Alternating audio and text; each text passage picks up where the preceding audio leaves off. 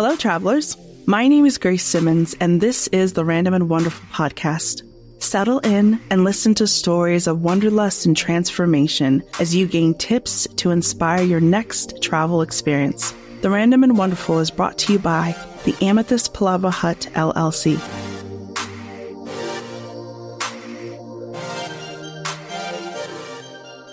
All right, so Sam, welcome to the Random and Wonderful podcast. Thank you again for agreeing to be my guest today. Thank you, Grace. Happy to be here. So a quick intro, and I may have mentioned San Miguel. Sam was the food tour guide, and he had these incredible stories as we're going from all the different locations. But if you want to hear his stories, you're going to have to book a tour with him. What we're going to talk about right now is Sam's experience from moving from Minneapolis to San Miguel de Allende. And I'm curious about that entire journey. So first, please give us just a brief overview of what you do now, and then we'll get into how you got there. Okay, that sounds good. Well, right now I'm working for a very small food tour company here in San Miguel. There's 5 of us that work for it, so it's a pretty small organization. And it's the first time I've ever kind of worked in this field where I've had to be very social, I guess. That part has been a challenge, but it's been exciting to see that I can actually communicate with humans, and I guess in positive and nice ways versus dictating. I felt like a dictator before in my former life. So that's what I do. And I get to tell stories, which is a lot of fun. And it's all the stuff that I love, which is food and history. Those are my things. So it's been exciting. I don't know what to say. It's kind of a dream. Nice. So why or how did you even end up in San Miguel? So I learned about San Miguel through a friend of mine, actually. She and I met each other in high school, which would be like over 25 years ago at this point. And she came down for a semester abroad and never left. And so I always knew about San Miguel. San Miguel was always in the back of my mind. And it turned out to be an easier transition for my move to Mexico, because I originally thought, I'm going to live in the big city. I'm going to live in Mexico City, which I had visited many, many, many, many times over the last 25 years. Number one tour destination for myself. But coming to a small town like this, or a small city, I should say, was an easier transition coming from Minneapolis, which is my hometown. What was that transition then? Like, do you just kind of walk away from everything? Was it a struggle to kind of detach from the life that you had before? It was absolutely a struggle. I'm third generation in the same neighborhood as my parents and grandparents. You know, I came from a very close, tight-knit community where I knew my neighbors for I was friends with the grandchildren of my grandparents' friends. You know, so that in itself was a challenge. Like, was it? Because I knew I'd be giving up a lot. I'd be giving up a lot of community. I mean, I had my contact here in San Miguel, but that's limiting. I can't expect one person, to fill an entire community. So that was the most challenging part, was to really, get the guts to finally make the plunge, to do that. So before you officially moved, did you have like some scouting trips? Were you slowly trying to acclimate yourself to this because what life could be? Or was it just you made the decision and you went for it? I think a mix of both. I mean, I have been coming down annually to Mexico City. So I kind of knew that city fairly well. So my original plan was there. And I kind of knew the neighborhoods I liked. And I had met, I would say acquaintances, not necessarily friends. And I've had a connection to Mexico that, I'm divorced now, but I had a spouse, for 10 years that was from Mexico City, that had lived in Minneapolis for a while with me. And we had this long distance kind of marriage, back and forth kind of a thing for over a decade. So I felt that part of it, I felt I had scouted Mexico City.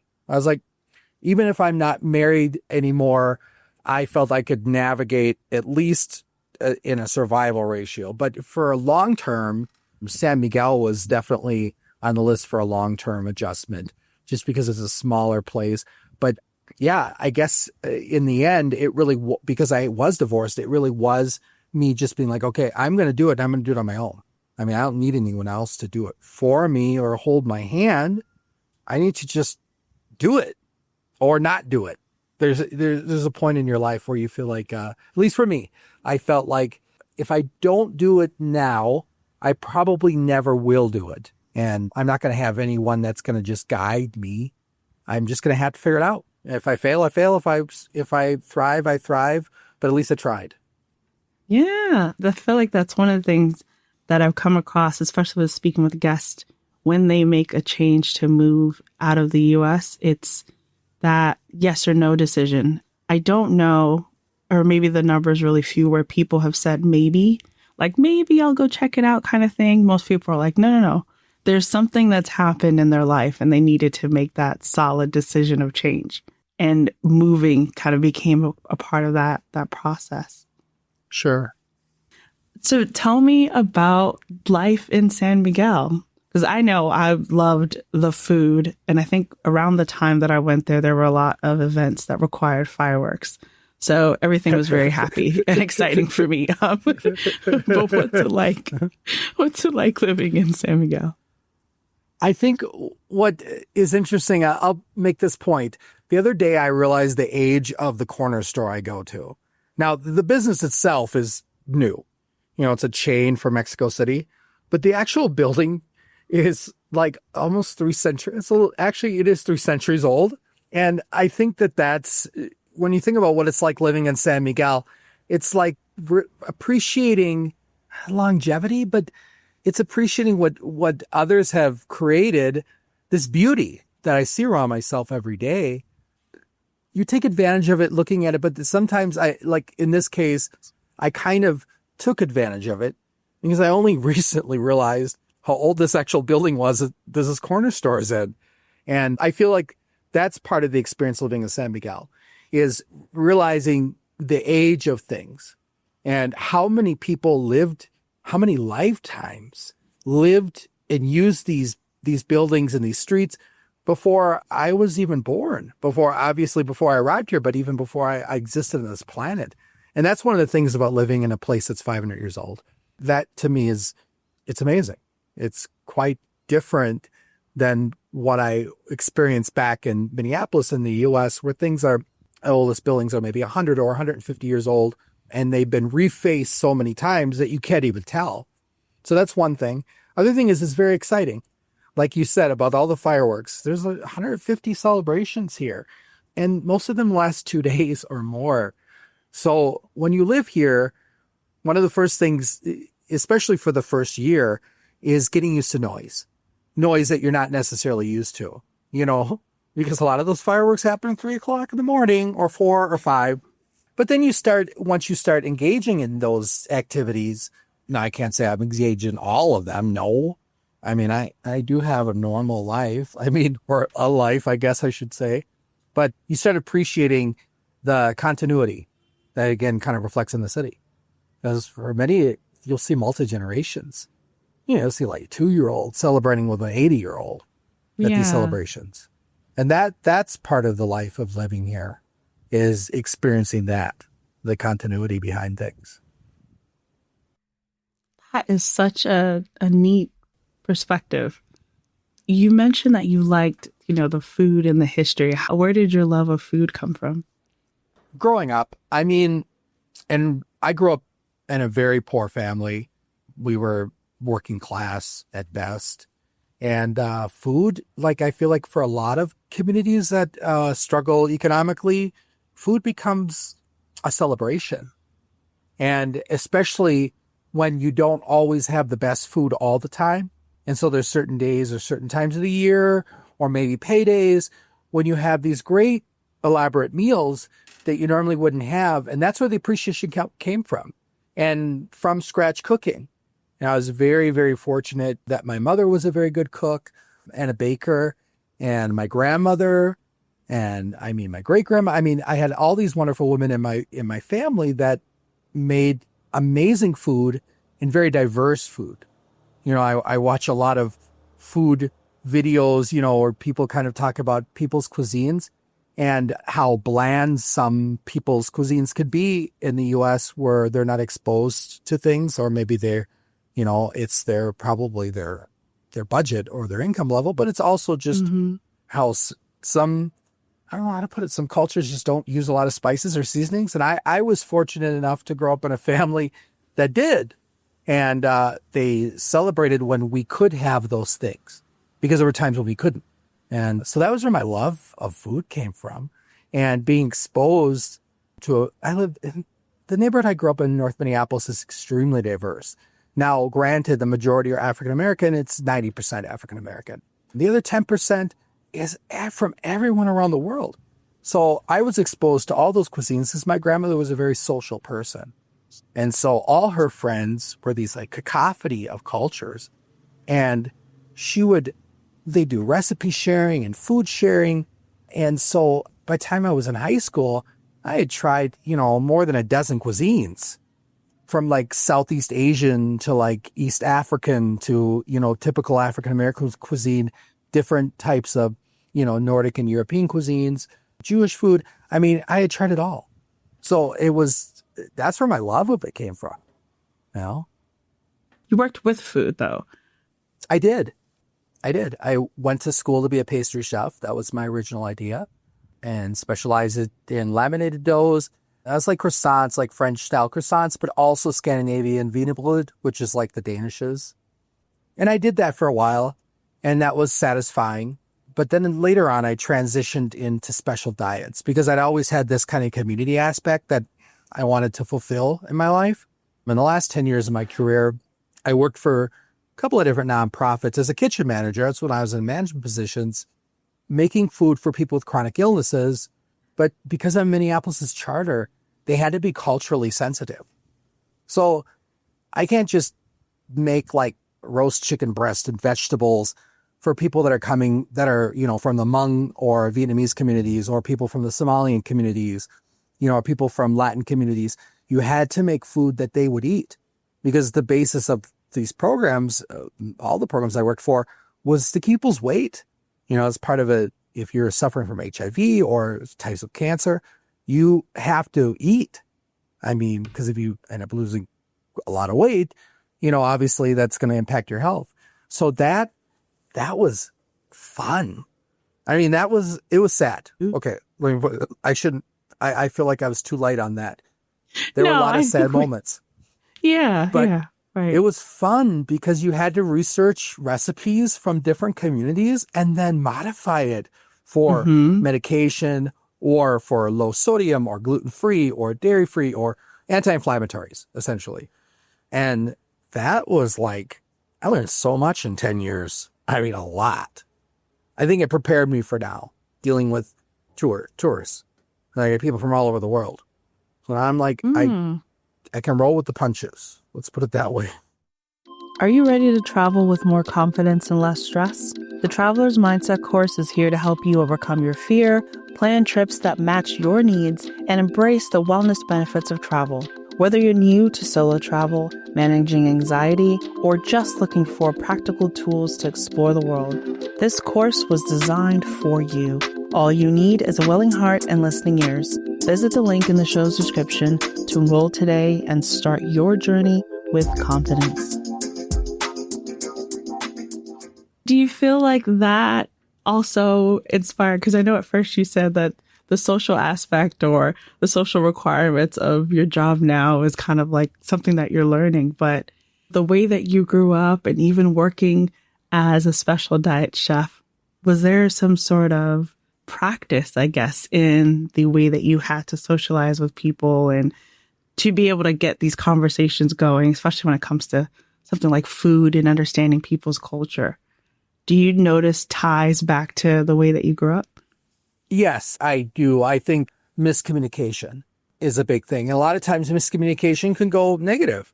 However, you can learn something from that. You know, when there's something that is either a cultural value or even just your communication skills in a particular language, that you can have patience behind that and then learn from that mistake so that the next interaction or even that interaction, you can get something positive from it. And humor helps. Humor is cross-cultural. And if you can maybe, I hate to use the word less sensitive because it sounds insensitive, but me as a person, I'd have to be less sensitive about maybe some of the criticisms that I would receive because they can literally just be misunderstandings, And yeah, I think that has helped me a lot. And it helped me back then and this helped me now. Mm-hmm. What are some values that you've noticed have either changed or been strengthened since your move? Values-wise, I think coming from, again, this is like where you grow up affects you a lot. I've always valued my time.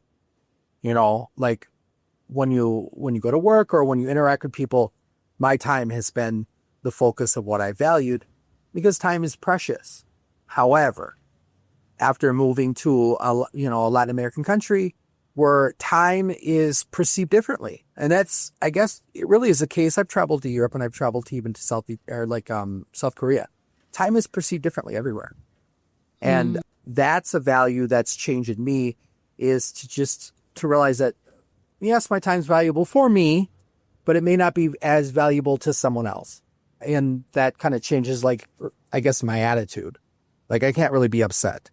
I already know the drill. But that takes time to get used to that. If someone says, meet me at 4, like our interview tonight, that could be 4:15 or 5:15. I mean, I don't know. I really don't. And I just have to roll with it. So you find things, if you find coffee shops that you like in the area or find whatever you can to kill time in that area. Sometimes that's what it takes. And that's a value that's changed. Also, just valuing what is really important. Like, I don't have a car anymore. I used to think that was the thing. Like, that was it. When I lived back in Minneapolis, I always had a decent car that ran well and would use that, for grocery shopping but for travel, for all these different things. And my value here is I don't need a car. I am so happy not to have a car. I never knew that was going to be, I never believed that. You'd ask me this 5 years ago, I'd be like, you're crazy. But now here I live with no vehicle and I get by my 2 legs or by the buses. They have great interstate and inner city bus services in Mexico, but better than the US. It does make it easier. But yeah, that's another value. Like, what do I really value? I live in a modest casita.